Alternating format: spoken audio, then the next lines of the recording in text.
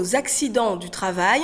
En début de semaine, un ouvrier du bâtiment a été hospitalisé dans un état sérieux après avoir chuté d'un échafaudage de 8 mètres. Demain, la direction des risques professionnels de l'assurance maladie relaie la journée nationale de prévention organisée par la Fédération française du bâtiment. Bonsoir David Herté. Bonsoir. Merci d'avoir accepté notre invitation. Vous êtes contrôleur de sécurité à la Caisse générale de sécurité sociale de Martinique. Alors le bâtiment constituerait donc une filière professionnelle à haut risque. Combien d'accidents en moyenne chaque année? Il faut savoir qu'en effet, le secteur du BTP regroupe environ 8% des salariés et à contrario, au niveau des accidents de travail, il pèse pour environ 20%. Donc ce qui n'est pas négligeable. Il faut savoir que ces accidents sont partis dus à différentes situations de travail. Un chantier du bâtiment n'est jamais le même. On passe de différentes situations avec des entreprises qui se côtoient, qui se succèdent sur les chantiers. Et aujourd'hui également, les entreprises de petite taille, on le voit avec l'actualité, font face à ce genre de situation, d'accidents qui sont dus principalement à des erreurs techniques, à des négligences en matière de sécurité, mais aussi à un manque d'organisation. Voilà, parce que investir dans la sécurité des ouvriers, ça coûte cher et peut-être qu'effectivement les petites structures n'ayant pas forcément les moyens transigent un petit peu parfois sur ces règles pour lutter contre les risques professionnels.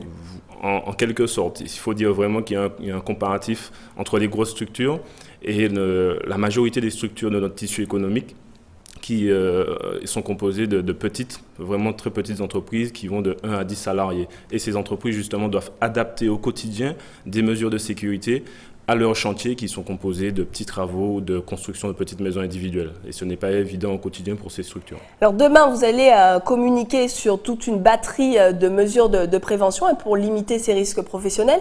Qu'est-ce que vous allez dire à tous ces entrepreneurs en BTP et ces ouvriers aussi qui sont invités à participer ? Alors c'est vrai que demain, on relaie la journée de la prévention qui est organisée par la FFB.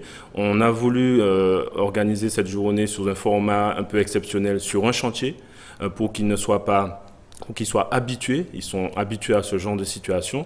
Nous allons les inciter à investir dans la prévention, leur montrer des équipements un peu modèles, si on veut dire, des bonnes pratiques que nous incitons à utiliser au quotidien, que nous aidons également. C'est quoi? C'est des casques, des sangles, des harnais? Non, ça peut être des mesures de protection collective, ça peut être des équipements tels que des nacelles, des équipements qui permettent de travailler en hauteur. Nous allons axer, c'est vrai, cette journée ou cette demi-journée sur le travail en hauteur.